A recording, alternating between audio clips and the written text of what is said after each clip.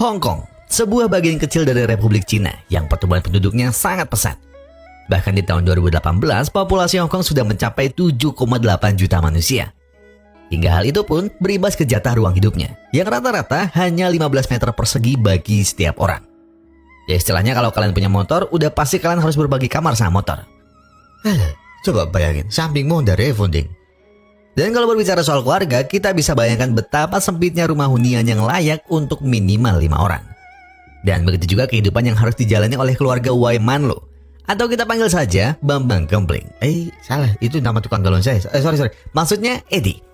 Nah ya, panggil saja Edi. Sebagai kepala rumah tangga sekaligus anak yang berbakti, tentu masih ada 4 anggota keluarga yang harus dia cukupi kebutuhannya. Pertama jelas, istrinya Yanti. Anak perempuannya Meli. Ayahnya Aseng, dan yang terakhir anak laki-lakinya Bagas. Barangkali keluarga Edi terlihat sangat hangat dan sempurna. Namun, ternyata itu hanya pikiran kalian. Karena meskipun mereka terlihat akur, ada saja drama yang menghiasi pagi, siang, sore, dan malamnya. Seperti misalnya, sewaktu Yanti harus mengantar Meli yang kesiangan sekolah.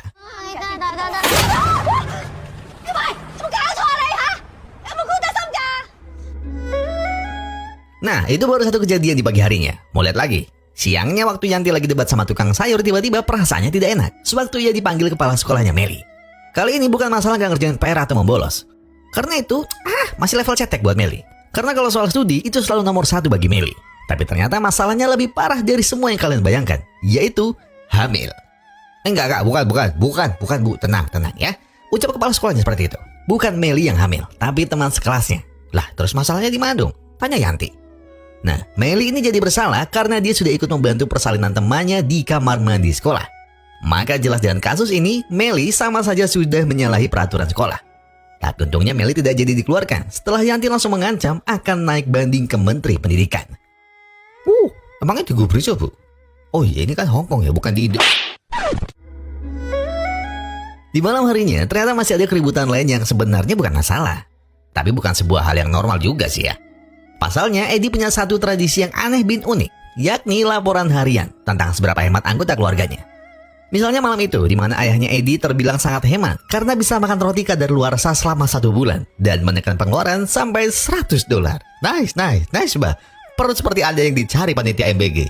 Luar biasa. Oh, tenang, itu baru sedikit, ujar Bagas. Karena kalau ngomongin makanan kadaluarsa, Bagas sudah 3 tahun makan kayak gitu. Ya Allah, Bagas, itu bukan sesuatu yang untuk dibanggakan, peringsok, guys. Mendengar itu, Meli tidak mau kalah sebab dirinya bisa tidak membeli skincare dan make up hanya dengan mengolah timun dan tomat agar kulitnya tetap bersih dan mulus. Ya, kalau mau ditotal, Meli sudah hemat $500 seminggu ini. Tapi ibunya tidak setuju karena Meli ternyata sangat boros untuk makanan. Kemarin coba hitung, bener sih nasi cuma setengah, tapi lauknya ayam 1, sosis 3, nugget 5, sama pop es 2. Kok kasusnya kayak Ahong, Hong? Kayaknya kakek mangan Ahong. Lah, punya penulis sok bakatnya makan, ya Allah. Terus kalau Yanti hemat apa?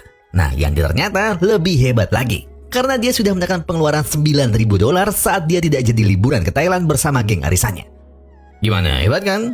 Kalau cuma tren 10.000 di tangan istri yang tepat mah, Yanti lewat. Yanti. Kayak ibu saya kamu ini. Semuanya dipotong. Tapi tenang, oke.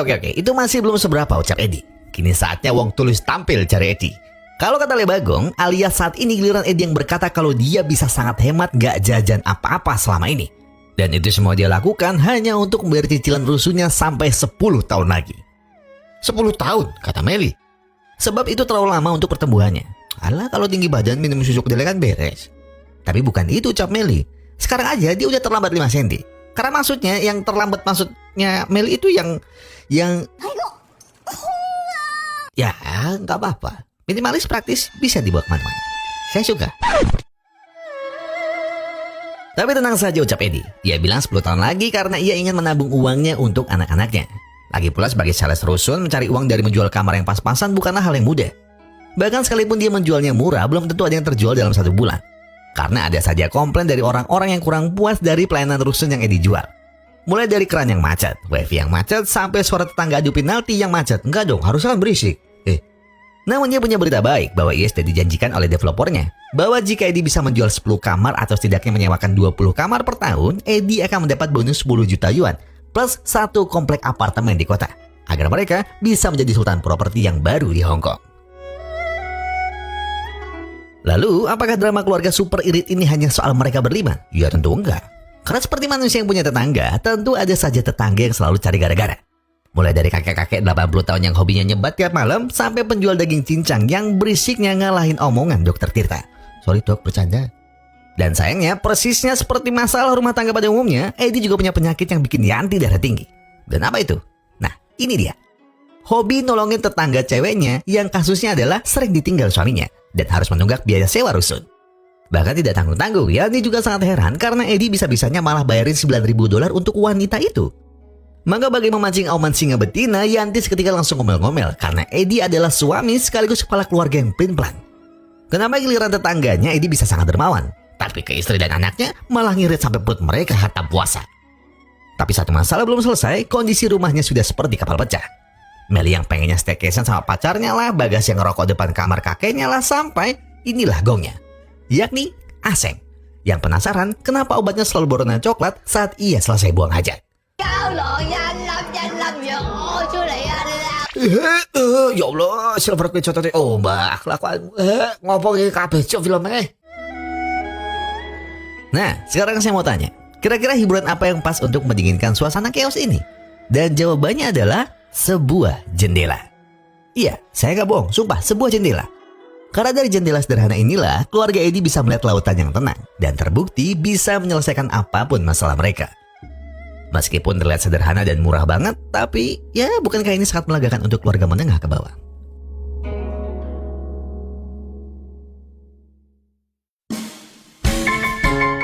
Namun, seperti secepat fajar berganti malam, lagi-lagi ada saja masalah yang menimpa keluarga Edi. Karena malam itu, tiba-tiba Yanti ingin karaoke bersama teman-teman arisannya. Dan masalah utamanya adalah bajunya yang tembus pandan. Lalu itu masih ditambah dengan Meli yang protes karena Bagas boleh kuliah musik. Padahal bedain kunci A, G sama kunci Inggris aja nggak bisa. Beda masalah anak, ternyata beda pula masalah bapaknya. Alias, Edi tiba-tiba di waktu bersamaan malah ditelepon suami tetangganya yang kemarin baru saja ia bantu. Dan niat baik Edi malah dicurigai sebagai pria penggoda istri orang. Yang jelas saja, masalah itu langsung merembet ke perasaan Yanti yang makin cemburu. Karena Edi malah membela wanita itu di depan suaminya. Maka ketika Aseng juga mulai berulah, pikiran Edi langsung ingin pecah. Sebab saat ini pula, Yanti tiba-tiba ingin mencincang tetangganya yang selalu berisik itu. Ya udah, taruh dulu pisaunya ya. Karena kita masih bisa melihat laut. Oke, yang tenang ya sayang. Tapi kayaknya semuanya bakal berubah. Karena yang mereka lihat adalah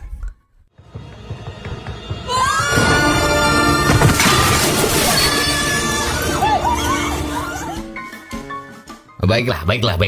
Rasanya sekarang tak ada yang lebih penting dibanding mencari tahu kenapa hiburan satu-satunya keluarga mereka bisa musnah begitu saja. Dan begitu juga, Edi dan Yanti segera protes kepada Satpam Rusun, yang ternyata malah berkata kalau dia juga tidak tahu apa yang mereka bicarakan. Maka Yanti sudah kelewat geram langsung menarik Satpam itu ke lantai atas untuk mencari tahu siapa orang yang telah membangun papan iklan yang super mengganggu itu. Dan ternyata masalahnya ada di seorang pria bernama Wong Sinting. Ong, kita nanya Ong, yang bener Ong namanya Ong. Oh, marganya Wong.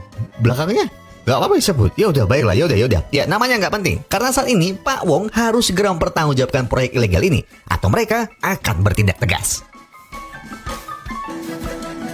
Merasa tidak bersalah, kini giliran Pak Wong yang ingin gantian bertanya. Apakah Edi adalah polisi? Jika ini mengganggunya, apakah ada buktinya? Baiklah, kalau Wong masih tidak percaya, mari sekarang kita lihat dari bawah. Ajak Edi dan Yanti. Dan benar saja, respon Wong ternyata masih sama. Pria misterius itu masih tidak mau menjawab apa-apa. Padahal menurut Edi, pertama papan iklan ini berbahaya karena bisa jatuh kapan saja. Dan ini yang lebih penting, yakni papan iklan Wong otomatis telah menghalangi pemandangan laut keluarganya. Seakan tidak menggubrisnya, hal inilah yang tiba-tiba malah Wong lakukan.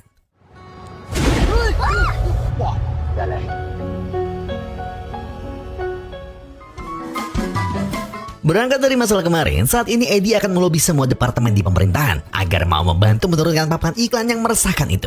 Sebab jendela itu ternyata bukan hanya hiburan biasa, melainkan sebuah aset berharga untuk rusun dan pekerjaannya. Dan kalau masalah ini dibiarkan, tentu harga rusun mereka bisa anjlok. Karena takkan ada yang mau membelinya. Namun meskipun Edi sudah mencoba mendaftarkan aduannya, yang terjadi justru sebaliknya. Semua departemen selalu butuh bukti yang sama. Yaitu, apakah ada bukti pihak ketiga selain keluarganya yang merasa terganggu? Lagi pula, apakah Edi punya jaminan hukum yang bisa menuntut pemilik papan iklan itu? Mungkin dari luar Edi memang miskin dan tak akan punya kesempatan untuk menuntut Wong. Namun ternyata dia masih ingat dengan mantan pacar istrinya yang sekarang kabarnya telah sukses menjadi pengacara. Namanya Hendrik, dan sepertinya Hendrik belum berubah.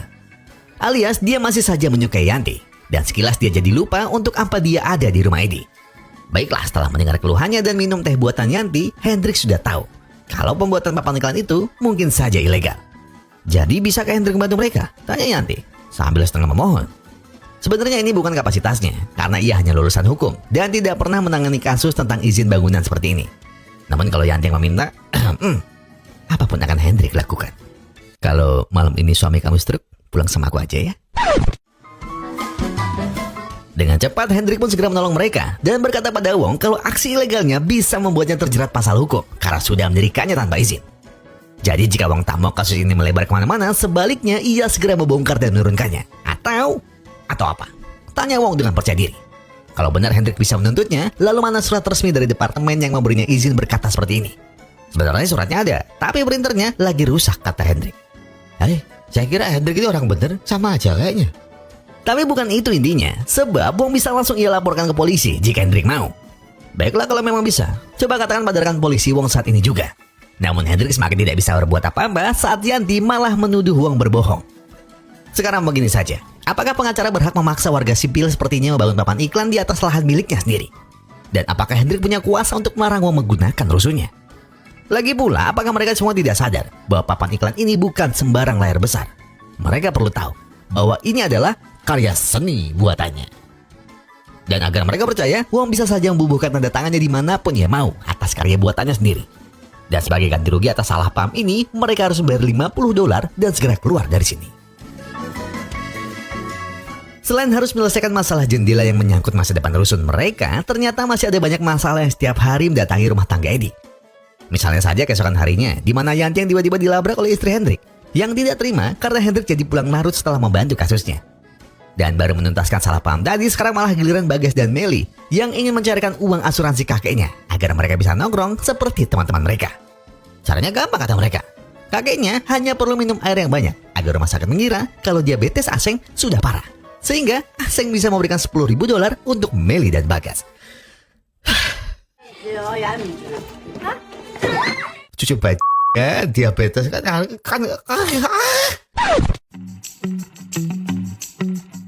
Andai saja mereka masih bisa melihat pemandangan laut yang indah, mungkin mereka bisa lega dan tenang, walau masalah silih berganti menghampiri hidup mereka. Namun, sekarang mereka tidak bisa berbuat apa-apa selain mengumpulkan banyak tanda tangan penghuni rusun ini agar rencananya menggusur papan iklan itu bisa segera terlaksana. Tetapi ternyata perilaku mereka selama ini rupanya turut membuat kesal semua tetangganya. Baik dari satpam yang merasa risih, penjual daging cincang yang merasa terganggu karena kejudisan Yanti, bahkan yang paling parah adalah Edi saat ia meminta tanda tangan dari seorang lansia. Sebab bukannya setuju, nenek itu malah mengira Edi adalah seorang agen MLM. Baiklah, kalau semua tetangganya tidak bisa mereka bujuk, Edi masih punya satu orang yang bisa membantunya, yaitu tetangga wanitanya waktu itu, yang pernah ia pinjami $9.000. Namun harapannya juga harus kandas, karena ternyata wanita itu sudah banting setir menjadi...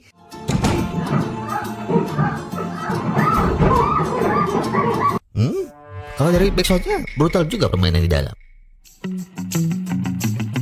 Tapi tenang aja, Edi masih punya Hendrik yang telah menghubungkannya ketiga temannya di semua bidang terkait. Mulai dari dinas perumahan, notaris tanah, hingga ahli pajak yang bisa menuntut Wong ke jalur hukum. Jika Wong masih keras kepala memasang iklannya di sini. Alah percuma, ucap Wong. Karena semua tuntutan mereka tidak akan membuahkan hasil. Kenapa? Nah, coba baca tanda terima dari teman investornya. Bagaimana? Apakah mereka ingin menuntut teman sultannya yang telah mensponsori karya seninya ini? Jadi, sekarang dengan siapa ia bisa bertanya tentang seni dan kreatif atas hak ciptanya sendiri? Dan jawabannya bisa kalian tebak dari tiga orang ini. Yang satu demi satu justru angkat kaki karena mereka sudah tidak bisa menolong Edi dan Yanti lagi. Namun Edi tak perlu pusing, karena setidaknya jika Edi tidak keberatan, Wong akan mengganti rugi $500 setiap bulan sebagai kompensasi pemandangan jendelanya. Bagaimana? Saya punya uang, saya punya kuasa. Alih-alih berdamai, harga diri keluarga Edi justru seperti diinjak-injak oleh Wong. Sebab apa gunanya $500 kalau mereka harus kehilangan sumber hiburan dan jaminan masa depan? Jadi sekarang apa lagi yang harus mereka lakukan?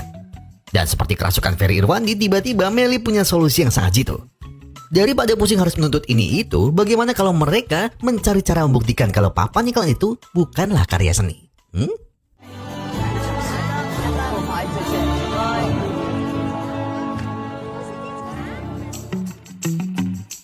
Sekaranglah waktunya Eddie mengambil alih haknya. Setelah menimbang saran anaknya, Eddie rupanya berhasil mengumpulkan massa yang sepertinya bisa bantunya agar Wong tidak bisa macam-macam lagi.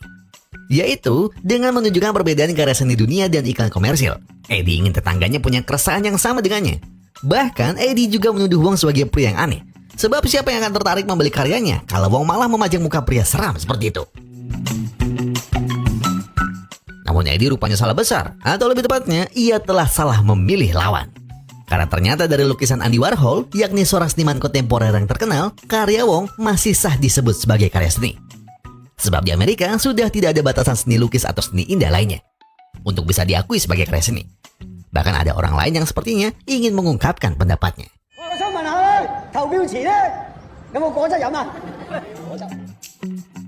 Tidak seperti ibunya yang marah-marah karena gangguan dari bapak ini. Kali ini Bagas ingin bertanya sekaligus memberi bukti. Pertama, kenapa karya seni harus mencantumkan nomor telepon seperti milik Wong? Lalu kedua, ia punya bukti bahwa Wong pernah membuang rokoknya persis di depan papan iklannya sendiri. Jadi apalagi yang bisa dibela dari pria aneh seperti Wong? Hingga tiba-tiba ada seorang pria yang mengerti tentang estetika seni dan sudut pandang pribadi senimannya. Katanya seniman sah-sah saja untuk mencantumkan identitas pribadinya. Dan untuk masalah membuang rokok, itu bukanlah fenomena yang aneh. Karena itu disebut sebagai perilaku seni. Kalau Bagas tidak percaya, ia bisa melihat sendiri bagaimana banyak karya seni malah diperlakukan tidak umum di seluruh Eropa. Jadi justru tidak ada yang salah dari Wong. Bahkan itu adalah bentuk kesadarannya sebagai seniman yang kreatif.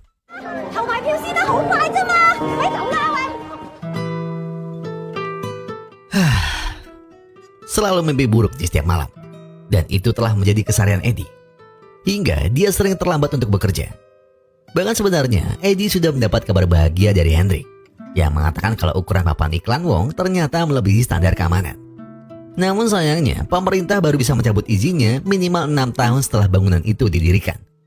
Dan kata Hendrik, sebaiknya Eddie tidak usah menunggu selama itu. Lagi pula, bukankah dia tetap bisa menjual rusuhnya dengan harga murah? Mungkin Hendrik bisa berkata semudah itu karena ia tidak pernah merasakan posisi rendah seperti Eddie. Selain keluarganya yang berantakan, Eddie juga harus berjibaku menahan emosinya dari penghuni rusun yang permintaannya berlebihan. Dan bagaimana tidak berlebihan kalau mereka saja sering terlambat bayar uang sewa. Tapi protesnya sudah seperti pemilik rusunnya sendiri. Ya kalau mereka tidak mau fasilitas kamarnya bermasalah, harusnya mereka sadar dan mau bayar mahal untuk kamar yang lebih bagus. Belum lagi saat Eddie harus mendapat kabar buruk dari Bagas. Bukannya belajar musik dengan benar karena biaya kuliahnya mahal, Bagas malah mencederai kepala tetangganya. Dan sebagai ganti ruginya, Eddie harus bayar biaya pengobatan rumah sakit sebanyak $20.000 dan masih ditambah dengan mentraktirnya makan $10.000.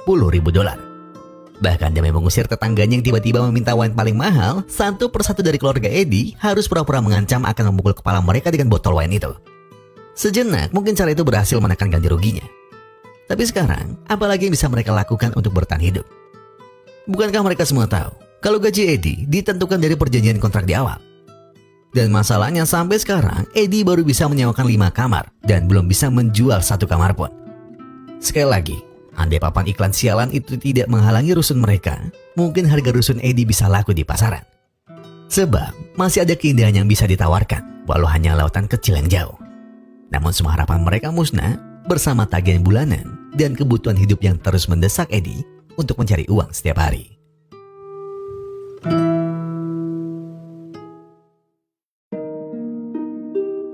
Malam itu, tepat setelah anak dan istrinya terlelap, Eddie akhirnya bisa meluangkan waktu bersama sang ayah untuk saling bercerita. Terutama Eddie yang merasa bahwa cobaan hidupnya terasa begitu berat.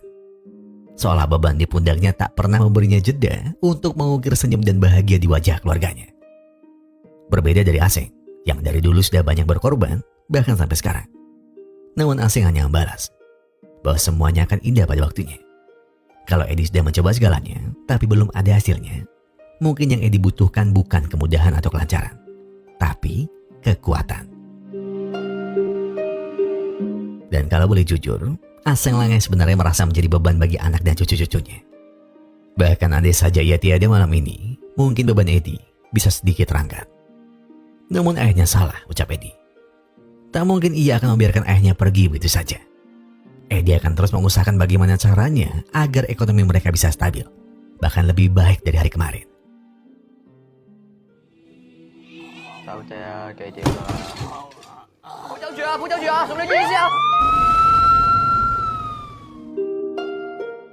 Saat ini tidak ada yang jauh lebih penting daripada kesehatan ayah dan kakek mereka. Meskipun terkadang sifat Aseng seperti anak kecil, tapi bagi keluarga Eddie, dia tetaplah ayah dan kakek yang baik. Bahkan jika Eddie boleh memilih, dia akan tetap memilih Aseng sebagai ayahnya. Dan begitu pun dengan Yanti, Meli, dan Bagas.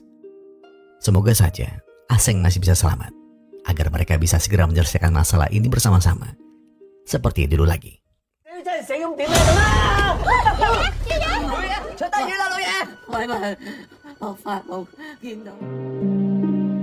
Muncul perasaan lega bercampur tenang, yang akhirnya membuat mereka berlima bisa bersatu kembali.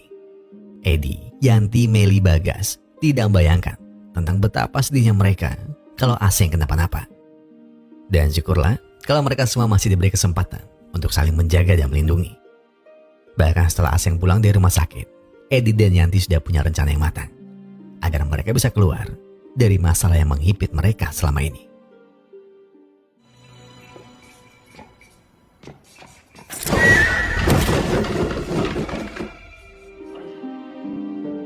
Bukan. Ini bukanlah rencana Eddie dan Yanti. Tidak mungkin mereka ingin melukai Wong di hari spesialnya. Namun kue ulang tahun inilah rencana mereka yang sebenarnya. Jadi setelah keadaan mereka semakin terpuruk, Eddie sudah mencari cara damai yang terbaik. Hingga dia pun sengaja menyiapkan kejutan spesial ini untuk merayakan ulang tahun Wong di kota perantauan. Mereka bisa tahu informasi ini dari satpam di bawah, yang selalu berkata bahwa mereka harus berbaur dengan Wong yang sebatang kara. Oleh karena itulah, mereka sengaja datang kemari untuk menjadi keluarga barunya. Wong tidak perlu sungkan atau malu, karena mereka tulus ingin menganggapnya sebagai keluarga barunya. Namun menurut mereka, harta mereka satu-satunya adalah jendela dan pemandangan lautnya. Jadi, apakah Wong bersedia menggesernya sedikit dari jendela mereka? Perlahan, air mata Wong tiba-tiba mengucur deras. Dia bukan hanya terharu dengan kepedulian mereka, namun ia jadi teringat dengan mimpinya dulu. Jadi setelah ia lulus kuliah, Wong hanya ingin bekerja demi kebahagiaan orang tuanya. Menikah, punya anak, dan tinggal bersama orang tua dan keluarganya. Persis seperti keluarga Eddie sekarang. Tapi singkat cerita, mimpi itu gugur setelah tiba-tiba Wong harus dipecat dari perusahaan yang lama. Karena alasan itulah, Wong terbiasa tidak pernah mempercayai siapapun, kecuali ayah dan ibunya. Yang sayangnya, mereka berdua telah berpulang karena sebuah kecelakaan mobil. Hingga hari ini, mimpi Wong hanyalah hidup sendiri untuk menemukan kebahagiaannya sendiri. Sampai akhirnya Wong tersadar setelah bertemu mereka berlima. Ia sadar bahwa terkadang ada kalanya kita tidak akan bisa hidup demi kepentingan diri kita saja. Alias, akan selalu ada orang yang harus kita perhatikan, kita hargai, dan kita kasihi. Sekalipun itu adalah tetanggamu sendiri.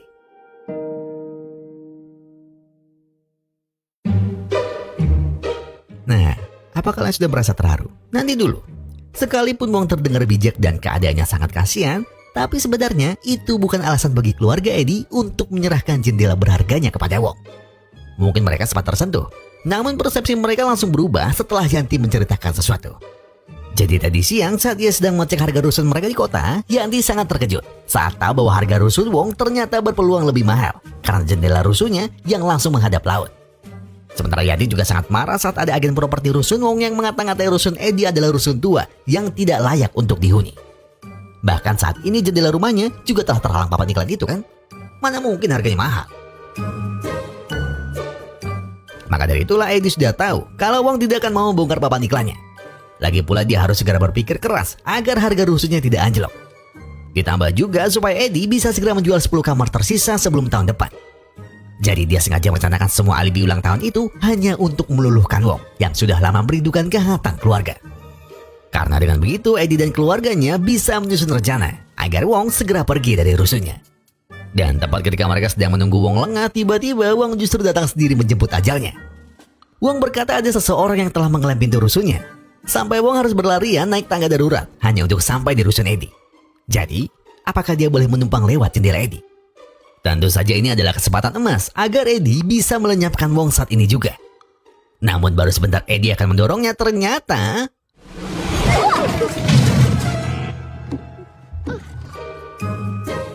tak disangka daya tahan Wong boleh juga. Sudah ditutup pintu rusunnya, ternyata malah pelompat handap. Baiklah, Eddie masih punya rencana pamungkas agar Wong bisa beneran lenyap dari dunia ini. Caranya simpel. Setelah Eddie mengirim undangan makan malam di rumahnya, Yanti pun terbesit ide untuk mencampur obat tidur dari Meli dan akan menghidangkan wine paling tajam dari Bagas. Terus tugas kakeknya apa dong?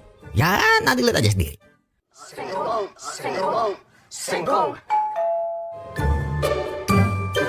Dan iya, inilah saatnya bagi Eddie untuk menyudahi hidup pria kurang ajar ini. Dengan kuah ginseng campur obat tidur inilah pasti sebentar lagi Wong akan segera terlelap. Tetapi meski sudah minum lebih dari 7 kali, kenapa tidak bereaksi sama sekali?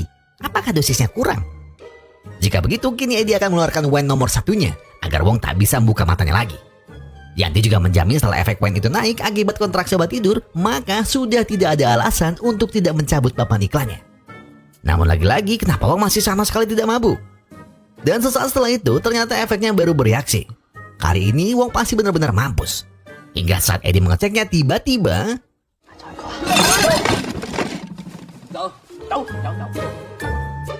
sepertinya anggur bukanlah lawan yang seimbang untuk dewa mabuk seperti Wong. Alias mereka sudah kecolongan info sepenting ini. Dan satu lagi, ternyata efeknya masih sama. Teler sebentar, tak tahu malah bangun lagi. Dan akhirnya ketika Wong tiba-tiba ingin segera pergi, dia justru berhalusinasi dan malah menabrakkan diri ke tembok.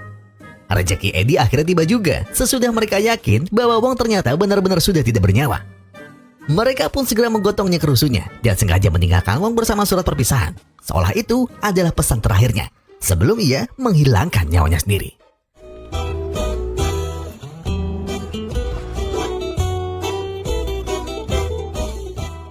Tapi, apa kalian semua pikir ini adalah sebuah cerita komedi?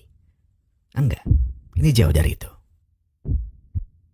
Usai berkali-kali melenyapkan satu manusia, akhirnya mereka bisa bernafas lega. Sebelum esok hari papan iklan itu akan musnah dari jendela rumahnya.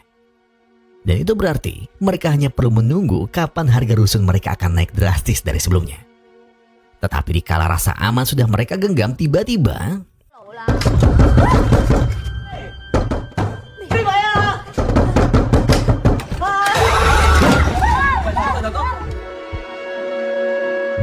berulang kali mereka mencoba, ternyata Wong justru masih hidup. Dan akibatnya ia segera tahu apa motif kebaikan mereka akhir-akhir ini. Sekarang bagaimana kalau Wong segera melaporkan mereka berlima ke polisi? Apakah Eddie siap? Tak perlu banyak alasan membela diri. Ia sudah tahu kebusukan mereka mulai dari awal ia terpeleset kulit pisang persis sebelum mereka merayakan ulang tahunnya. Tapi sepertinya Wong harus berterima kasih. Karena berkat aksi tuntutan mereka kemarin, Wong tidak perlu susah payah membuat harga rusun Eddie turun sejadi-jadinya. Dan sebelum mereka berlima masuk penjara, Wong ingin menceritakan sebuah rahasia. 5 tahun silam, sebelum Wong memutuskan pindah ke sebelah rusun Eddie, ia pernah bekerja sebagai sales rusun di perusahaan yang sama dengan Eddie. Bahkan ia hampir saja diangkat jadi supervisor kalau manajernya tidak menerima seorang sales baru sebagai penggantinya. Dan apakah Eddie tahu siapa yang sudah membuatnya dipecat? Ya, orang itu adalah Eddie. Maka semenjak ia dipecat karena Eddie, Wong sengaja pindah persis di rusun seberang Eddie.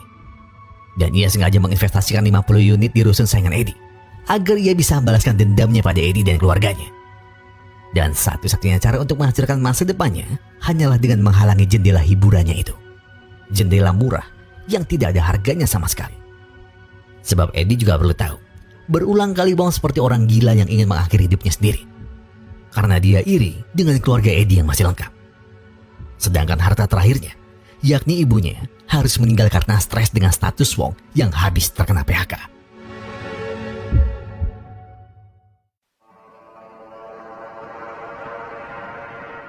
Dan sekarang, apa yang akan Eddie lakukan?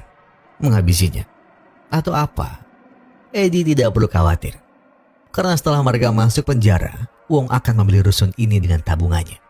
Dan langsung menjualnya lagi dengan harga yang sangat tinggi. Tetapi ketika Wong akan menelpon polisi, tiba-tiba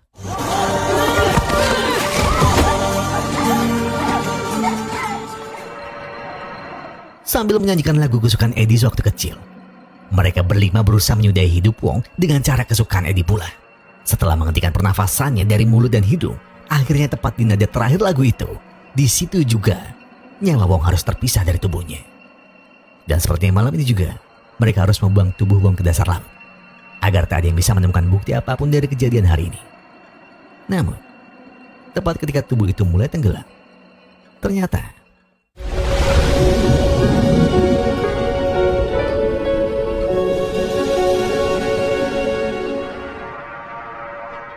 dan sampai di sini, apakah sudah ada yang mengerti maksudnya?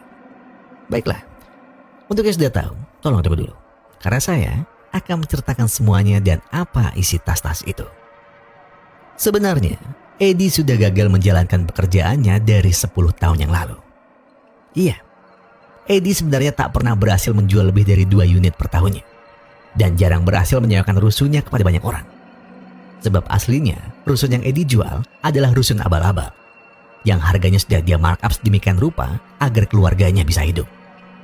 Lalu tepat seperti dugaan selanjutnya, bahwa Wong bukanlah korban pertama dari rencana gila keluarga Edi. Dan benar, isi tas-tas itu adalah para korban yang sebelumnya telah menggagalkan semua rencana penjualan rusunnya. Termasuk di dalamnya ada para tetangganya yang telah mematikan ladang bisnisnya karena ulahnya yang terlalu berisik. Dan persis seperti tetangga penjual daging cincangnya yang sebentar lagi akan menyusul tas-tas lain di dasar lautan. Sampai akhirnya ketika pisau-pisau itu akan memisahkan daging beserta kulitnya, tiba-tiba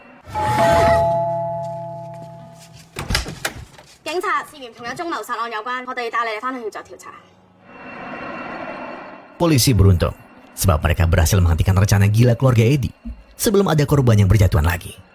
Dan sayangnya, misi Edi kali ini harus gagal karena kecerobohannya sendiri. Iya, polisi ternyata berhasil menemukan tubuh Wong dari laporan orang hilang. Dan mereka tertangkap karena bukti kertas tagihan air dan listrik yang Edi gunakan untuk menyupal mulut Wong kemarin. Dan akhirnya, disinilah mereka sekarang. Sebuah pusat rehabilitasi khusus untuk orang gila. Atau lebih tepatnya, khusus untuk para psikopat seperti mereka berlima. Yang merasa kalau yang mereka lakukan tidaklah salah. Mereka hanya menuntut sedikit kebahagiaan dari sempitnya dunia.